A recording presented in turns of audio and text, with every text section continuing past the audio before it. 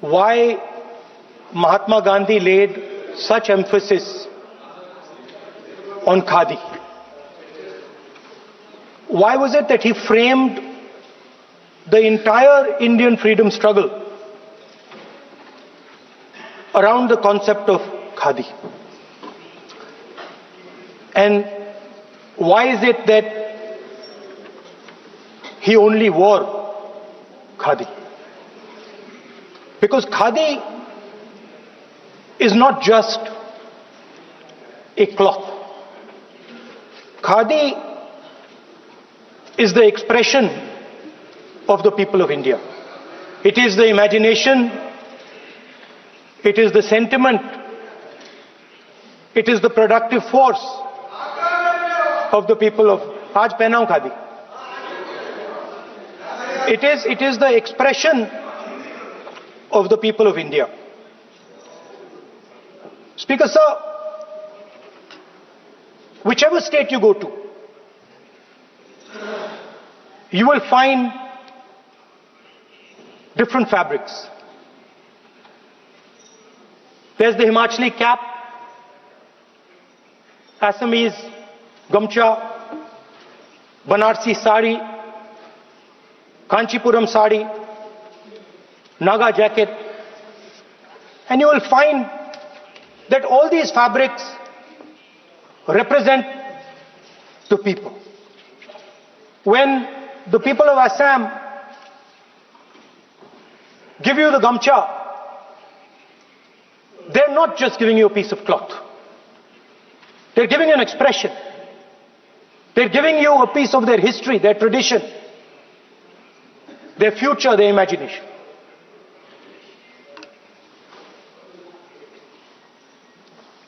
It's the same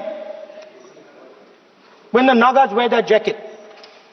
When they come and see us, they make us wear the jacket because they want us to be embraced by the fabric. But Speaker sir, these fabrics are beautiful. But if you look slightly deeper and you look closely at the fabric, you will find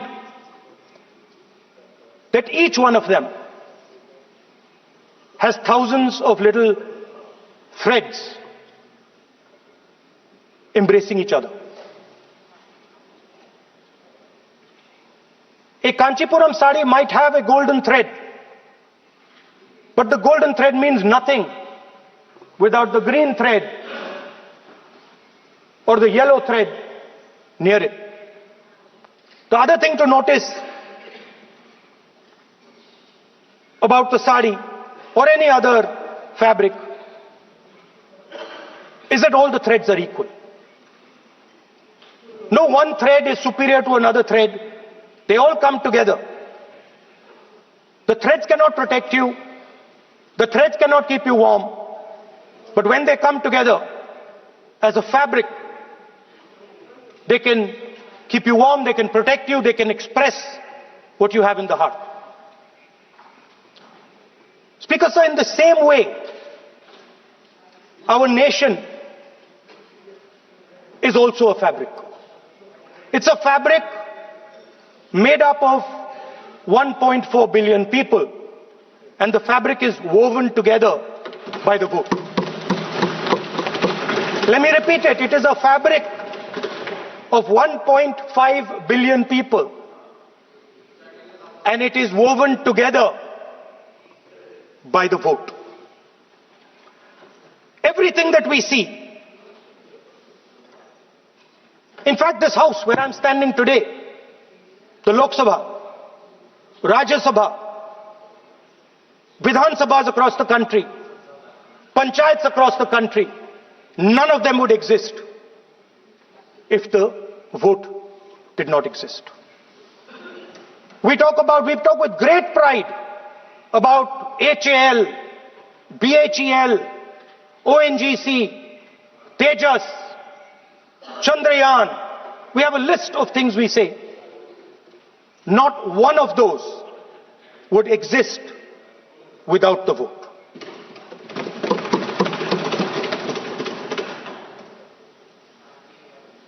Speaker sir, it is the idea that every thread, every person in the Union of India is equal that disturbs my friends in the RSS. They are happy to see the fabric, but they cannot stand the idea that every single person in the fabric of our country, regardless of what religion they come from, regardless of what community they come from, regardless of what language they speak, should be equal. Because they fundamentally do not believe in equality.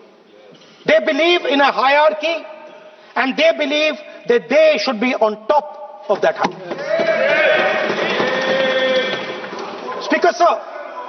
Speaker sir, on the 30th of January, 1948, 3 bullets pierced the chest of Mahatma Gandhi. Nathuram Godse assassinated the father of our nation. Today, our friends do not embrace him. Today, our friends have pushed him away. It's an uncomfortable truth. But that's not where the project ended. You see, as I said, everything has emerged from the vote. All the institutions have emerged from the vote. So it's obvious that the RSS has to capture all the institutions that have emerged from the vote. So the project, after Gandhiji's assassination, the next step of the project was the wholesale capture of India's institutional framework.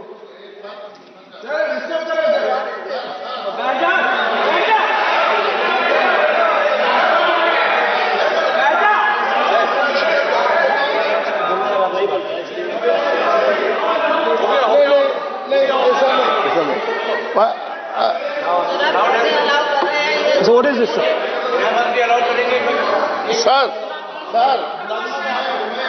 अभी नहीं पढ़ रहा हूँ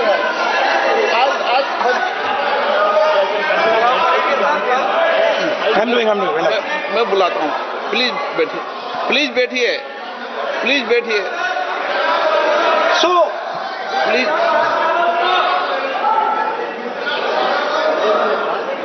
sir, आप बोले पर हाथ मत जोड़े.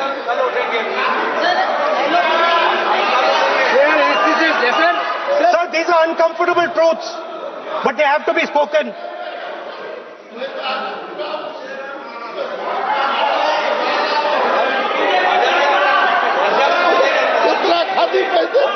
थोड़ा बता दे.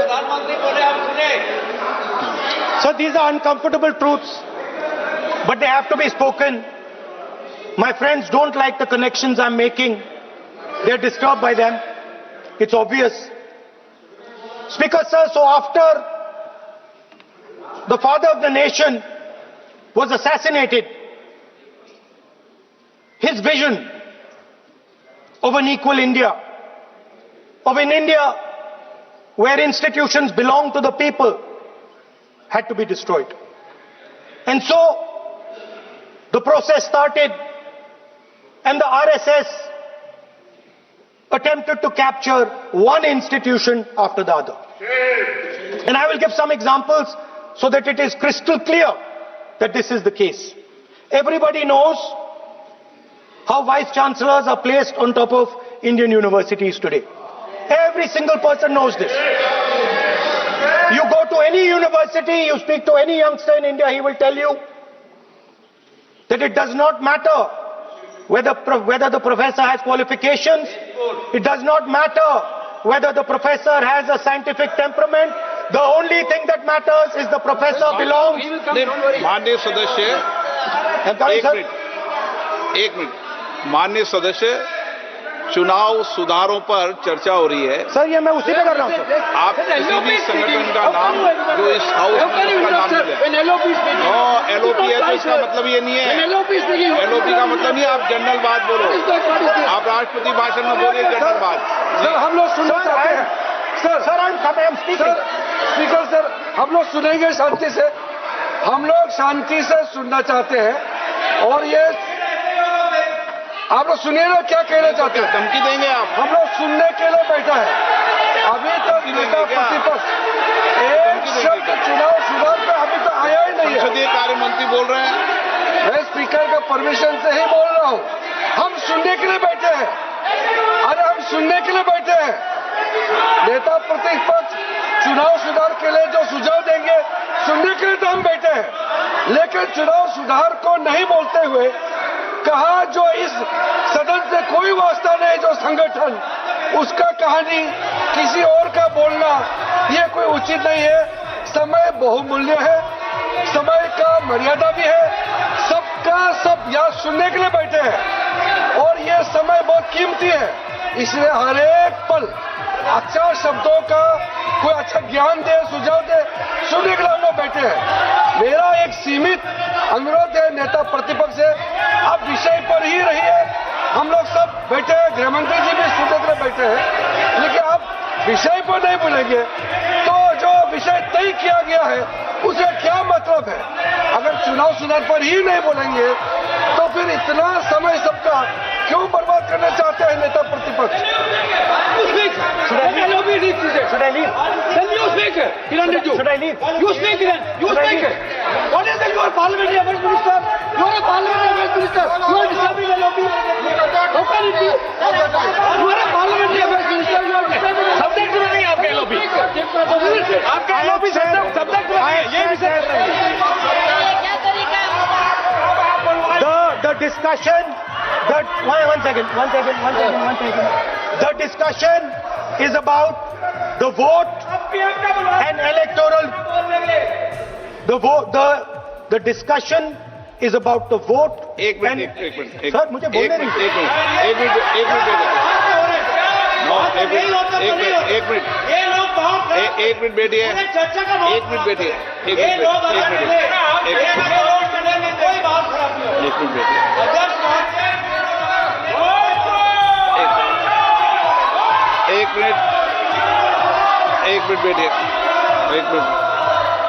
माननीय सदस्य मैं बैठे बैठे अनऑफिशियली बोल रहे हैं, उस विषय बोल रहे हैं, सदन की गरिमा को बनाए रखें। आसन को चुनौती देने का प्रयास मत करिए, ये ठीक नहीं है। Speaker sir, I want to make it very clear. Please. Speaker sir, I want to make it very clear. The discussion is about votes. The discussion is about the stealing of votes. The discussion is about the SIR, and I am framing my discussion about votes. Yes. And what is happening here is patently unfair. I am not being allowed to speak. I am being disturbed, and I put my protest here. I have done absolutely nothing wrong. I am talking about the subject. In order to capture the vote, you have to capture institutions. I am saying that institutions of India are captured, and I will come to the point which is Election Commission is captured. So, the project of the RSS was to capture the institutional framework of the country, and I said how the education system has been captured. Vice Chancellor after Vice Chancellor after Vice Chancellor is placed not on merit, not on capability, not on scientific temper, but on the fact that he belongs to a particular organization. Second capture, which helps in destroying democracy, the capture of the intelligence agencies. We have the Home Minister sitting here, the capture of the CBI, of the ED, of the Income Tax Department. And the systematic placement of bureaucrats who favor their ideology and attack the opposition and anybody who chooses to oppose the RSS. That is the second institutional capture. And the third there are many more. I can go on. And the third institutional capture.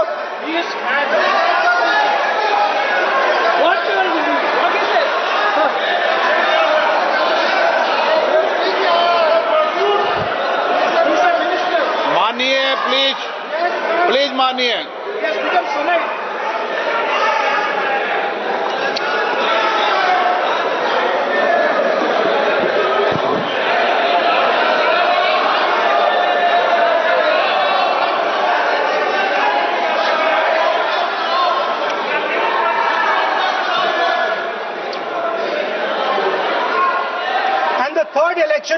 The third capture of the institution that directly controls the election system of our country, the Election Commission. Now, I'm not saying this without proof.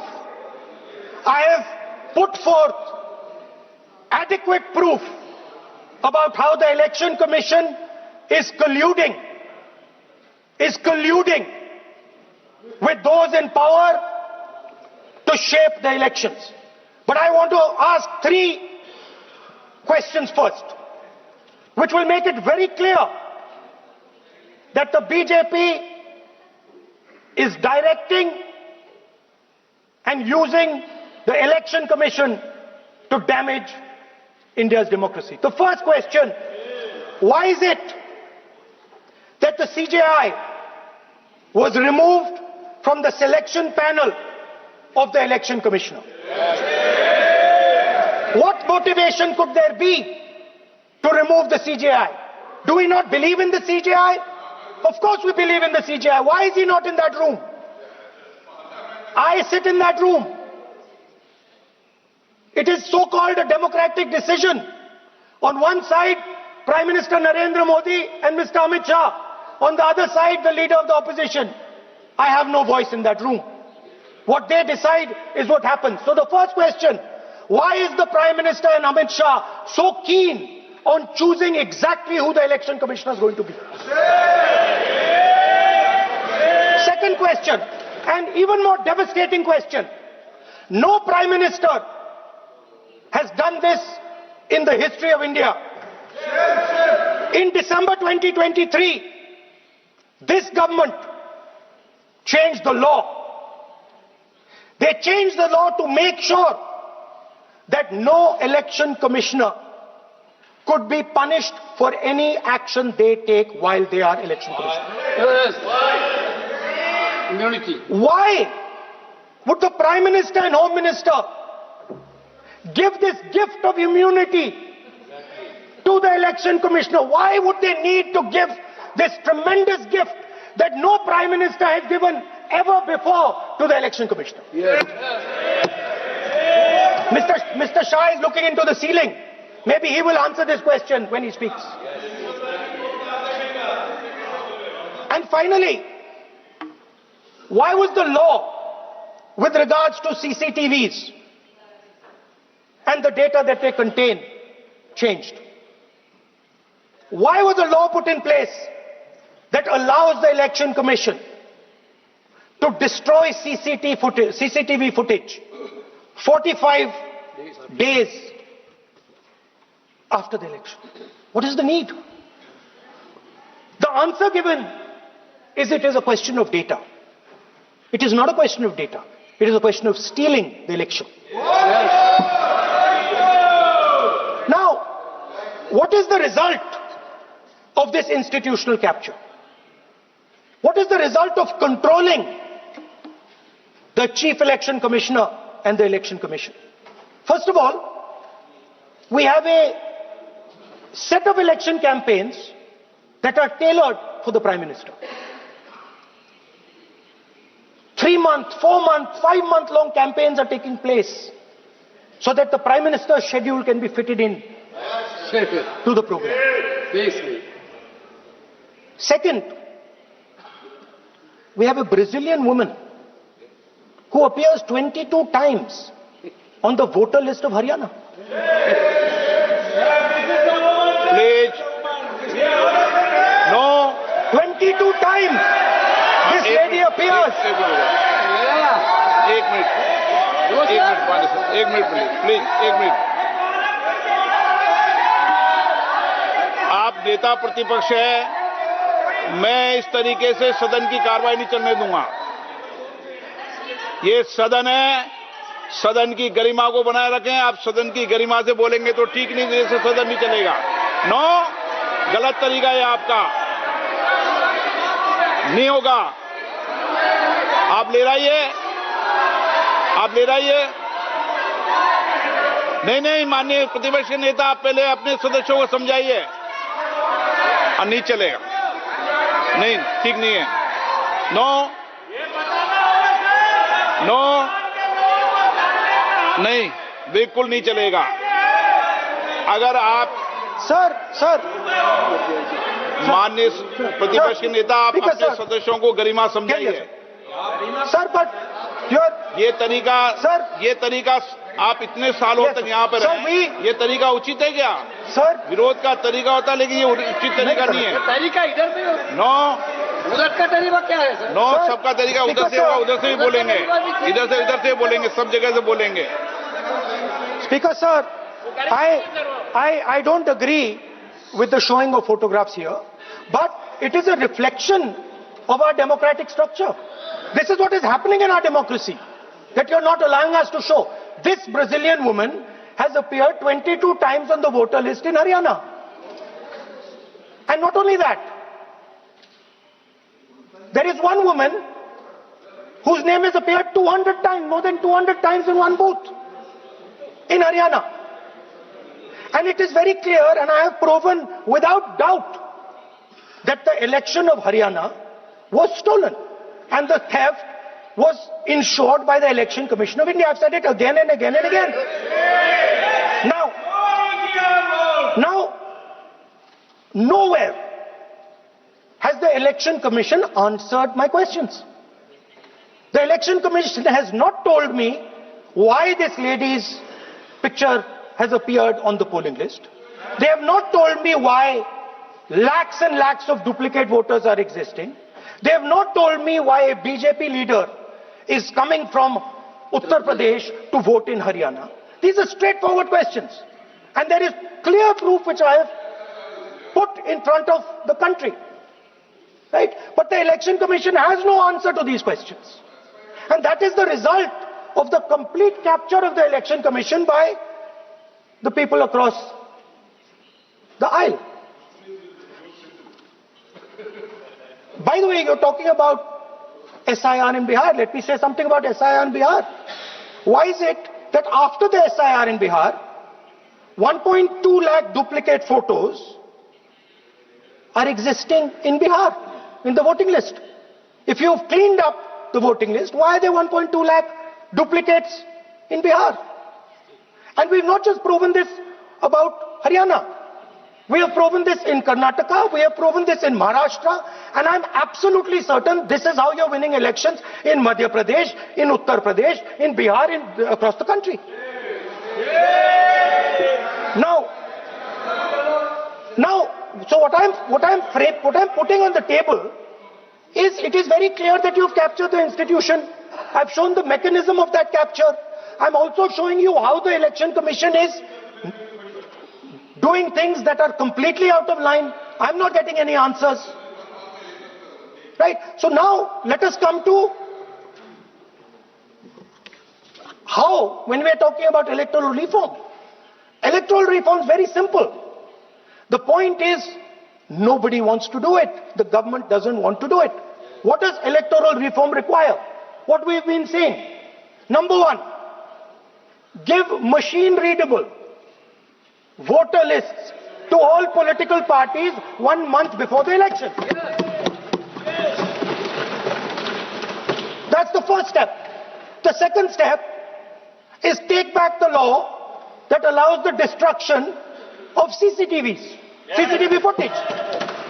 Very simple, not difficult. While you're doing that, also tell us what is the architecture of the EVM. Give us access to the EVM. Let our experts go and see what is inside the EVM. Till today, we have not had access to the EVM. We are not shown the architecture of the EVM, we're not physically allowed to go and see an EVM. Give us the architecture. Give us access to the EVM. And finally, please change the law that allows the election commissioner to get away with whatever he wants to do. That's all the electoral reforms we need. And I want to assure the election commissioner that they might be under the impression that this law lets them get away with it. Let me remind them, don't worry, we are going to change the law and we are going to change it retroactively and we are going to come and find you. Right? So this is the situation that the country is faced with. You know, everybody says to us, India is the biggest democracy. Actually, I was thinking today, we're not just the biggest democracy. We're the greatest democracy. And I'm not saying it just like that. I'm saying it, America calls itself the oldest democracy.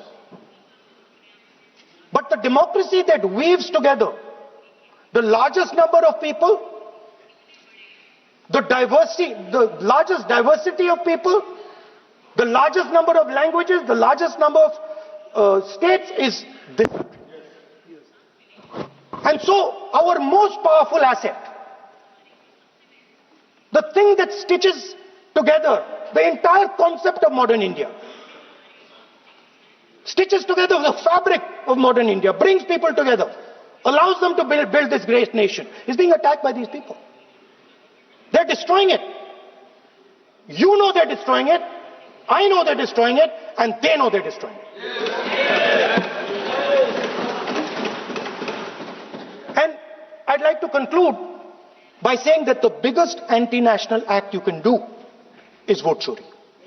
There is no bigger anti-national act that you can do than vote Chori. Because when you destroy the vote, you destroy the fabric of this country. You destroy modern India, you destroy the idea of India. So I'd like to conclude by saying vote Chori is an anti-national act, and those across the aisle are doing an anti-national act. Thank you.